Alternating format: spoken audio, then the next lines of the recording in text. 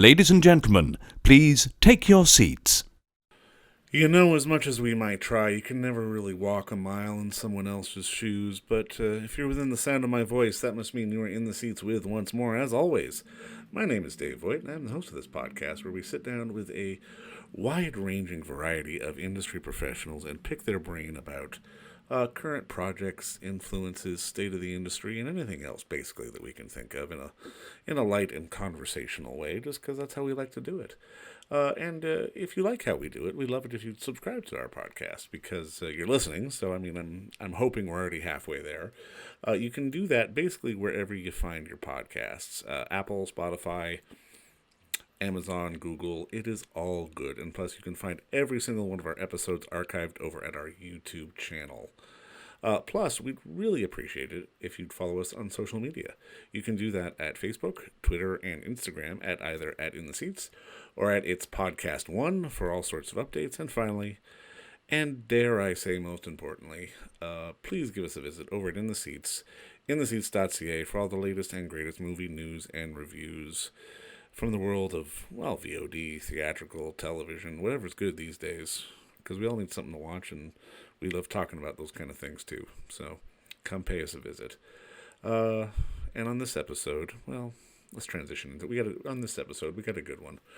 It's hard to believe it's festival season, but we're kind of in the middle of festival season right now, as there's one or two going on, and Cinequest 2021 has already kicked off, and it's an interesting little fest. It has a lot of good films, and today actually we're talking about Lune, which is having its world premiere at this festival, and it's about Miriam, who is a South African-born Jew who is raising her 17-year-old daughter Eliza back in Canada, but in 1994, right as Nelson Mandela's upcoming election triggers a manic episode in the bipolar Miriam, who spent previous years fighting apartheid. And fueled by the introduction of Mike, Eliza's black boyfriend, Miriam's mania sort of escalates and kind of gets out of control as she navigates politics, religion, the mental health care, and trying to be a parent to a 17-year-old kid, which is never an easy thing. But it's a really a fantastic little film, which we cannot recommend enough. Which, if you're heading over that way, you should check it out during this festival. And it's written and directed by Aviva Amour-Ostroff and Brian Ostroff, and it's It's directed by Aviva Amour-Ostroff and directed by Arturo Perez Torres. But we got the unique pleasure to sit down with the writer-director to star Aviva Amour-Ostroff about the making of the film and just sort of the challenges therein and what the inspiration was and sort of getting it out there into the universe. And, well, we hope you enjoy it, because we certainly did, and it's definitely worth checking out, as Cinequest is running from March 20th through March 30th, and we'll give you a link for Cinequest as well in the description below, and also details on if you would like to attend a cast and crew screening of this lovely film online tomorrow night. And, well, you should check it out, because we enjoyed it, and we think you will too. Well, I mean, obviously, first off, just congratulations on the film. I mean, I really did enjoy it. And I mean, I guess my first question is, because the character you play, she really is this sort of unique firebrand, and I'm kind of curious, how was it the story that came first, or was it the character that you kind of found first and wanted to frame something around her? The character is based on my dad. Oh, really? Okay. And, yeah. So my dad is obviously a male. Yes. But Sir has bipolar and the same political beliefs and ideologies and passions. So when I was 17, I wrote a play called Lune that was based on me and my dad, me at about 17 and him, however old he was, 45 then. And then we went to the Sears Drama Festival and we won an award. And then I put it on a floppy disk, and it lived in a drawer for 30 odd years. And then I remember lying in bed one night and thinking to myself the kind of character that I would like to play, and describing somebody that was funny and passionate and dark and sexy and silly. And I realized I was describing my father. And I thought, well, what if I make the character of him into a woman so I can play him with putting on a fake mustache? Oh, wow. That would be awkward. I think a different kind of movie, maybe. No, but I mean, it's one of those things where you really sort of get into the mindset of just the struggles and the stress of living with someone who is bipolar. And I mean, I'm kind of curious, just especially when you're putting together a story like this, because obviously your character is going to be this very strong and well, over the top might be the wrong word, but I think you understand what I mean, character, but you need the right person to be able to play off of as well. Can you talk to me a little bit just about casting and finding Chloe to sort of because she fit with you so well on screen? Yeah, thanks for saying that. We held auditions, and because I come from a theater background, I was very interested in seeing women that worked in theater, and we saw quite a few very talented actors that would be good to play across. And it takes a certain kind of person to not play the drama, to not play the to not play to play the situation rather than the feeling behind it. Right. So that was one of those criteria. And also I wanted somebody that could actually dance, that you believed had talent and could get into a dance school. And so that criteria really narrowed down the possibilities. And when I met Chloe, it was immediate. We hugged immediately. It was easy between us. She played the situation as opposed to the drama or the circumstance or the feelings behind it. She didn't have to play like, oh, this is so terrible. She played the circumstance. And I think that has a lot to do with the fact that she's a nurse in real life. And when you are in a stressful and high stress situation constantly, I think it kind of breeds a calmness. So that's the quality that I really appreciated in her as a person and also her as a performer, is that she kind of, the circumstances required her to be calm. And that is, I think, in her real life, a familiar state that she needs to be in, where she's working in an emergency room and she can't feel the feelings of everybody around her, right? She needs to perform a function. And I think that's a similar, if you are in a caretaker position for somebody with especially a mental illness or a physical illness, you need to be in control.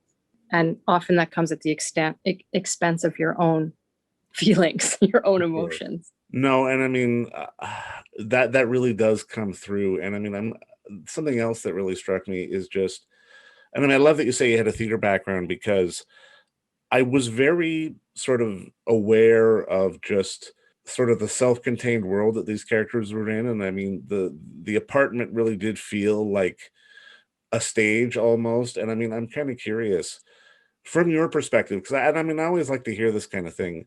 How does sort of this, like the art of staging, translate from stage to screen? Because there's going to be some similarities, but at the same time, I can imagine you have to sort of adapt it all at the same time as well.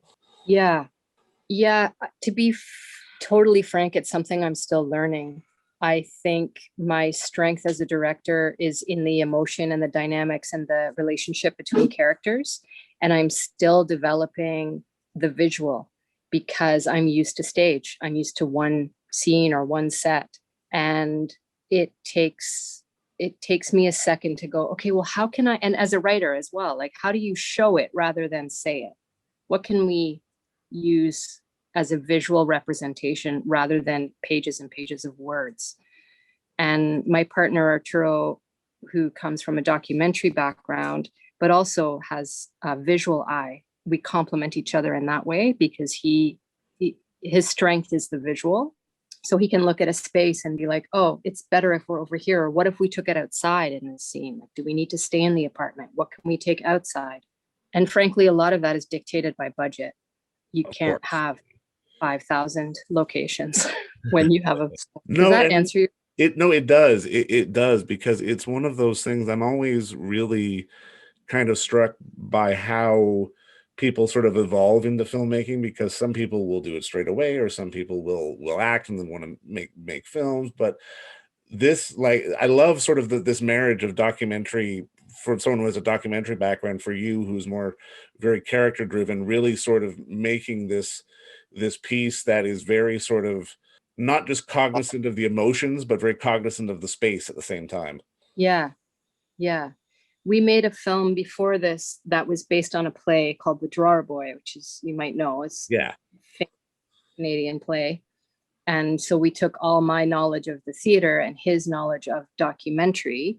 And as you know, if you know the play, it is somewhat documentary in its format and definitely in history.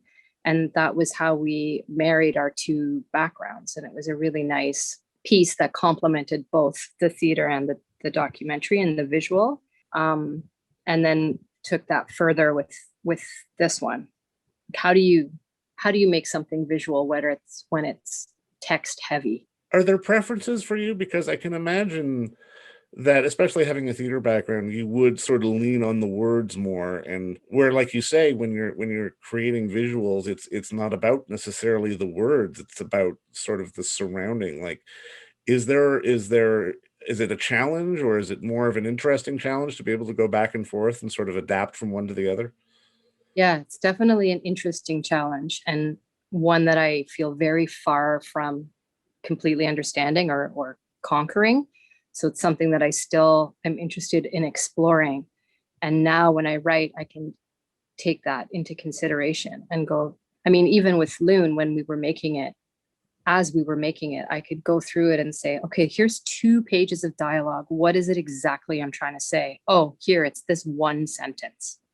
And we don't need all the dialogue around it. We can just have this one sentence, and then we cut to a reaction shot, and that's it. That's all you need. But that's definitely a skill, and it's something I would like to continue to craft for sure. Inherently, what is interesting to me about both theater and film is the dynamic between people, and it's something I miss in COVID, not being able to play with For sure. people in live space. And what I learned through editing is that you can kind of fake it in film. Yeah, it's an Just amazing thing. And I mean, it's an I'm kind of curious, what got you started? What was sort of the spark for you to sort of get into this business in general? Was it like a piece of work, or sort of a moment in your life that was the pivot moment for you to go, okay, this is what I want to do? That's a great question. I was very, very lucky to go to an alternative grade school. So grade 7 and 8 was a small middle school in downtown Toronto. And from there, I went to an arts high school. So it wasn't necessarily a conscious choice. I'm going to be an actor, but it was definitely where I felt comfortable and felt like I had met like-minded people. And right out of that arts high school, I went to theater school. And at that point, I knew that if I had gone to any kind of traditional university, I would have failed, because I didn't have the motivation and I didn't have the discipline or the desire to sit in a classroom any longer. But I definitely had a desire to play and learn about myself, which is what theater school was for me. And when I got my acceptance letter to theater school, that did feel definitive. It felt like, oh, I'm going to be an actor. Okay. And now, 20 some years later, I feel like I don't have any other possibilities. I have no other skills. I wouldn't know what to do with myself if I wasn't working in theater or film. Now, this is something I'm always curious about, because the media landscape these days, and not only because of COVID, but just because of the way the world is changing, there is so much content out there, and there is so much demand for stuff to watch, basically, or stuff to people to engage with. And I'm kind of curious, from your end as an artist and a storyteller, how do you balance the need to satisfy sort of your creative drives versus the need to have something you can sell? Because I mean, you could write the best script known to mankind, but if you can't raise the money for it, it, it's almost pointless. I don't think that I could write a good script if I was writing it for the money. Okay. I'm not that talented. You know what I mean? Like it's not, it's a, it's definitely It's not a bad way to be, by the way. yeah, I guess it leaves me a little bit poor, but I, I, I don't have the skill to be able to, for example, look at a show like Murdoch Mysteries and be able to emulate the style and the script writing and then be able to sell it. Like I don't have that in my toolkit. I'm not practiced enough to be able to do that. And like you said, there's no guarantees. So even if I was like, oh, the market's really hot now for stories about long-haired cats, there's no guarantee that I would write a script about long-haired cats that would get picked up or that Right. would get. So I think the only thing you can really do is write what feels good, what comes naturally, what you are passionate about.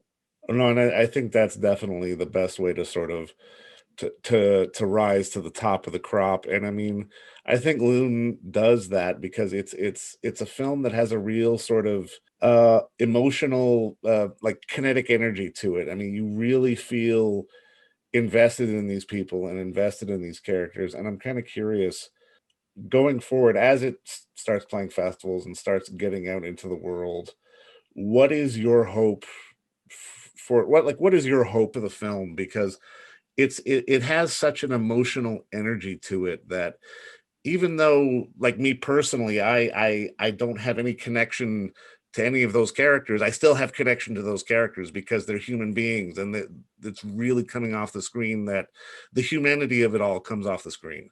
Well, then my goal would be accomplished. If everybody felt that way, if people felt connected to the characters and left the theater or their home screen with a feeling of understanding or empathy or connection, then I think my job is done. I would hope that for people that have no knowledge of what bipolar can entail, that they come away feeling a little bit more educated. And then people that have had experience either themselves with bipolar or knowing somebody with bipolar, that they feel seen or vindicated, or a little bit less stigma around mental illness. And I think and I hope that it elicits some discussions about race and its complexities, For sure. and and that allows for more discussion as opposed to just a shutting down or a rejection, or for lack of a better term, like it's not just black and white, Yeah.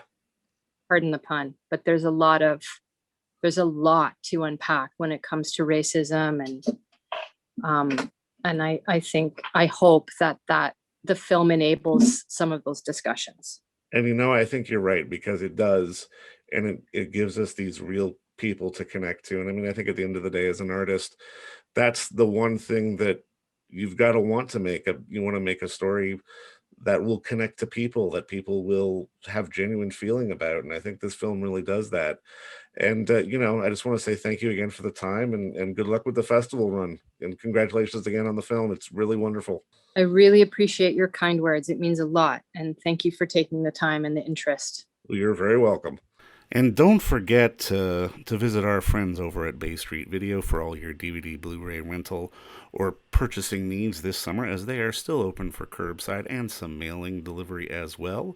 Over at 1172 Bay Street, Toronto, Ontario, Canada, you can give them a call at 416-964-9088. That's 416-964-9088. Or send them an email at baystreetvideoto@gmail.com for any of your DVD and Blu-ray needs.